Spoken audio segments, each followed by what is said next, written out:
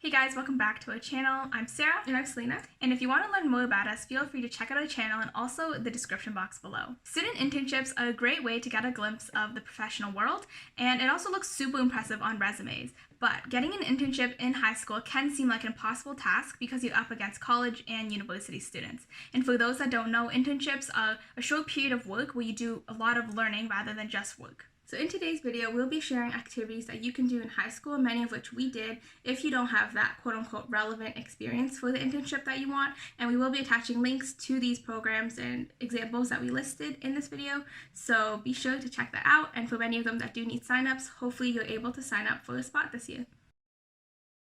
So the key tip to volunteering is to really volunteer at a place that aligns with your career and field. That way, when you're looking for an internship in your interested career or field, you have relevant experience, even if it is volunteering. But it's okay to volunteer at a variety of places if you haven't decided on what type of career you're interested in, but eventually you should start transitioning to actual paid work because ultimately it looks more impressive on your resume when employers see that you're being paid to do something rather than you're doing it for free. And ultimately your resume shouldn't be filled with all volunteer experiences because there's not a lot of breadth in your experience. So you can usually find volunteer opportunities with your guidance counselor at local areas in your community, and some of the places that you can volunteer for and with is doing virtual tutoring, hosting programs, example for youth, for seniors. You can also volunteer at hospitals if you're interested in medicine, so there's a large abundance of these.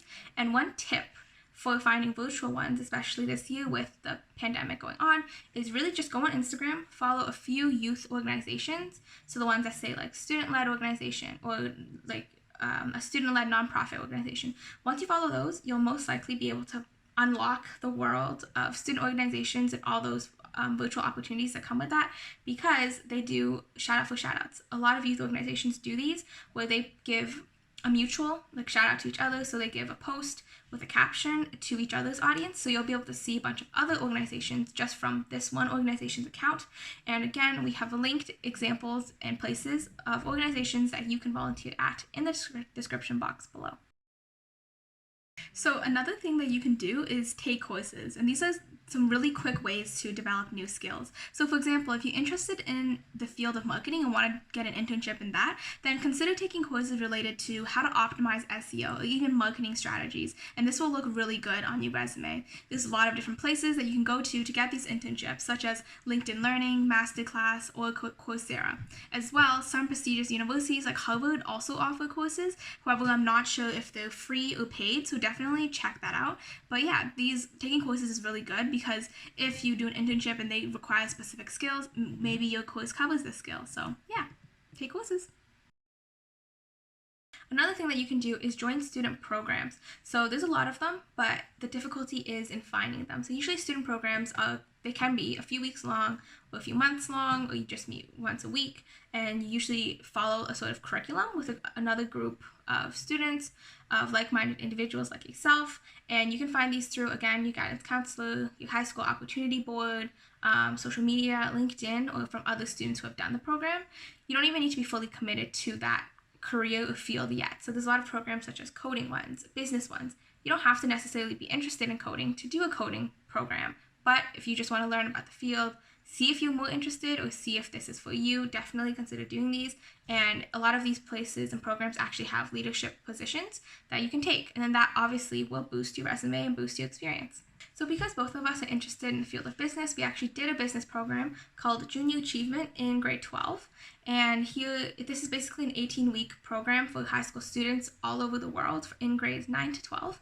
And essentially, you would be led by a group of advisors from various larger corporations such as Deloitte, Scotiabank, TD, and then you'd be with a group of 15 other high school students, and you'd essentially come up with a product and service and sell it. So you would actually make social media accounts. You would be provided a bank account.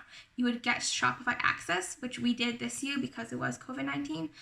So we couldn't sell physical products, but in the past, people have sold like bundles of socks, t-shirts. And this year, there's a lot of drop shipping going on. So you would be under that sector that's located in your area of Junior Achievement. So we were located in the Junior Achievement Central Ontario one. So definitely check your local area and see if there's a Junior Achievement program going on. And within this business program, there's obviously ranking. So you'd be the president of a company, vice president of marketing, vice president of finance, or a general member. So again, if you're a first year student, you can definitely become a vice president of marketing or finance. And usually the second years or third years students become the president. So essentially this program is where you can join every single year of high school. So if you like it, you come back next year and try again for a bigger leadership position. And again, because you're actually making sales, this shows really great experience. If you're able to sell, for example, $3,000 of your product, that looks really good on your resume. Another program you can join is called Code with Classy, and it's a 2-week all-girls camp where you learn everything related to coding. So you can create a website, an app, and we're actually doing it this year, and we heard about this through a friend, so shout out to Sabrina if you're listening. But this is a really good experience because one of the highlights is that you can work with a team to really, like junior achievement, you can create a final product, whether this be a website or an app. And another thing is that you're working with like-minded people because these are all girls. So if you're a girl, then definitely consider this. And then also each day, because it's a 2-week period, it's from 9 to 3.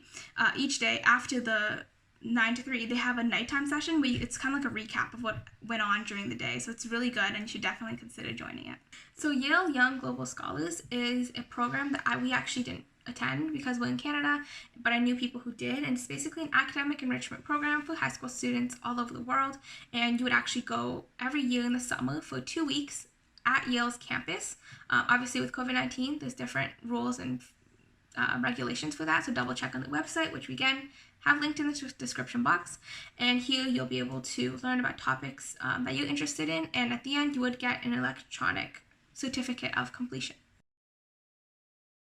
So another thing that you can do is start a side hustle. So if you have a hobby or something that you're really passionate about, try to turn that into a business or even just get that work experience. So for example, if you like art, consider starting an Etsy shop. If you like fashion, start a Depop shop. If you like photography, be a freelance photographer. If you like writing, start a blog. The list goes on. There's a plethora of things that you can do, and what this really shows is it shows you initiative and your creativity. And whether or not your business or side hustle earns a lot of money, that doesn't matter, because I guarantee you whether or not it succeeds, you will have learned something that you didn't know before. And of course, if it does succeed, this will look even better and be even better for your internship. So next, job shadowing essentially means you're shadowing someone in the profession or field that you're interested in, and this can take many forms. So you can do interviews with them where you ask them about how their life is, what they do every day on their job, or you could ask them to give you a tour around the workplace. Or you can literally just observe and watch what they're doing. So this is great because it shows employers, one, that you're really serious about this profession, this career, and that you've gained somewhat of an expertise of people's jobs in that profession because you have that firsthand experience of observing them. And these are typically not found on job postings like you would find with volunteer opportunities, because it's more like you wouldn't get paid for it, but it's more personal. So usually you would have to cold email someone, and we have a video on that actually, so that you can check out. So usually you would just reach out to them, ask them if you're allowed to do this, if they'd want to do this with you and for you, or you can literally just reach out to someone that you know and ask them like, hey, I'm interested in your job, can I please learn more about it, and then go on from there.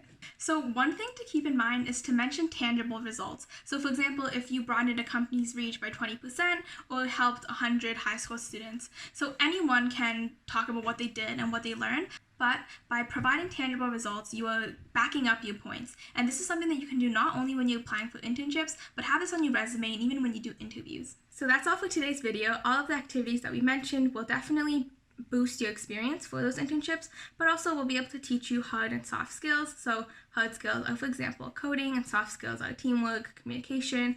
And because we did many of these activities ourselves, this actually could have been the leading factor that led us to get the internships that we did get. Thank you so much for listening. If you found this video helpful, be sure to give this video a thumbs up, comment, and subscribe to our channel. And on that note, the Gore Twins out.